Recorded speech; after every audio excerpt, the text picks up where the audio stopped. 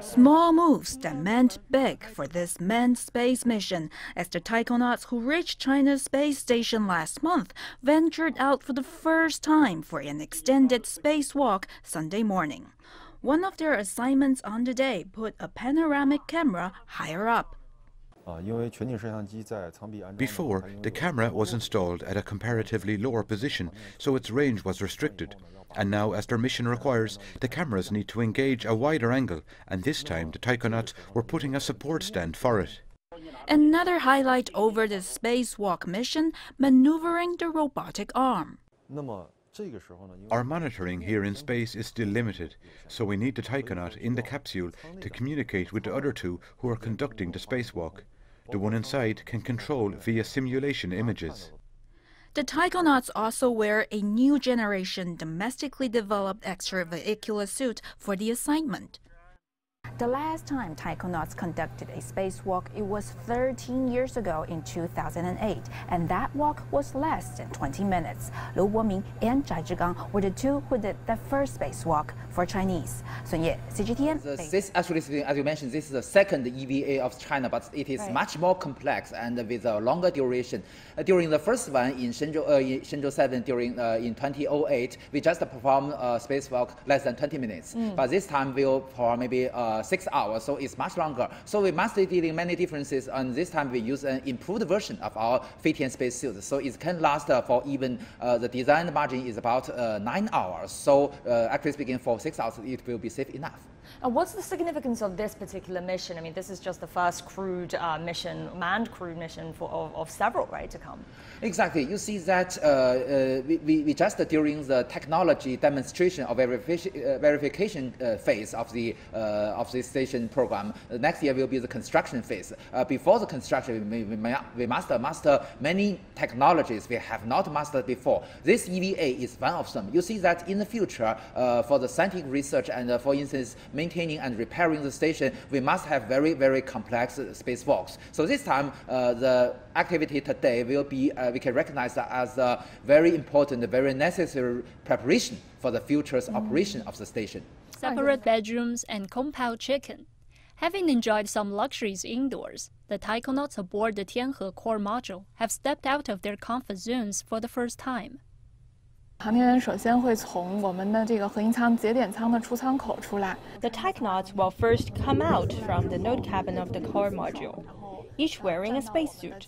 With the help of handles, they can move or stand on a robotic arm, which can carry them to where they need to get work done. 这一次的任务之一是要抬升这个舱外的一台相机。One of their tasks is to position the camera to get a better view of the environment, the robotic arm's movement, and that of the Taikonauts outside the module.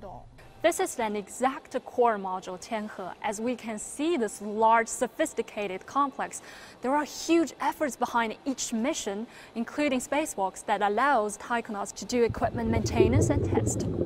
Being a repair person in outer space is harder than it sounds. Zero gravity and extreme temperatures are just some of the challenges. The thickness of the spacesuit will also affect the Taikonauts' mobility. To help them get work done, engineers have designed these auxiliary tools that can adapt to the space environment. The foot restraint is to fix their feet and adjust their posture. By adjusting this joint, they can rotate. By twisting here, they can tilt. This miniature workbench can be fixed to the Taikonauts' waists. It makes it easier for them to pick up and drop tools. Engineer Fu Hao says the best thing about these tools is that they allow Taikonauts to operate with one hand, freeing up the other to hold on to the body of the vehicle and control their posture. Expert says the spacesuits, robotic arms, and auxiliary facilities are the Taikonauts' most powerful assistants during the more than 6 hours of spacewalks. Liu Jiaxing, CGTN, Beijing. Well, the crew has gone through intensive training in preparation for this spacewalk. They also used China's first indigenous spacesuit that we saw a little bit of earlier. So what makes the equipment so special? Well, Wu Lei finds out. Since 2013, Dr. Luo Jianping of Hunan University has led the team designing the latest upgrade of the Feitian spacesuit. He says the concept is aimed at not only looking the part, but also being more functional and reliable. This overall layout and the ribbons have been adjusted. The decorative belt and colors are with Chinese characteristics. It also has a kind of slimming visual effect, which is a very innovative design in the international community. In 2008, Taikonaut Yang Yuguang, wearing the original Feitian suit, conducted the first ever spacewalk by the Chinese. This time around, the Shenzhou 12 crew will complete more complicated tasks with upgraded version. This is a prototype of the helmet camera, a brand new design for China's new generation spacesuit.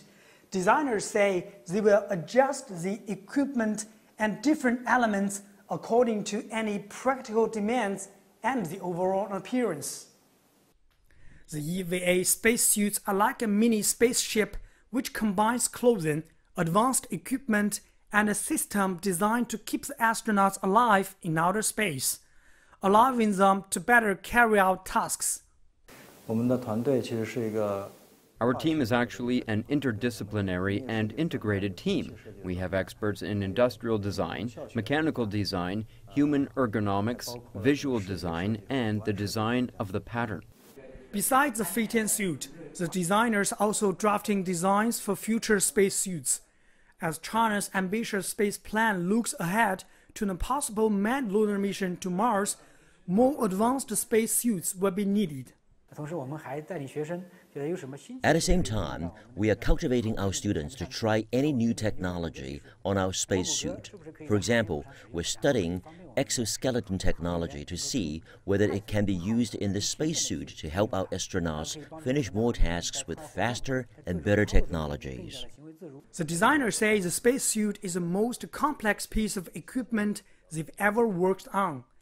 They say it's aimed to continue to work with engineers and scientists to provide more support for future space missions.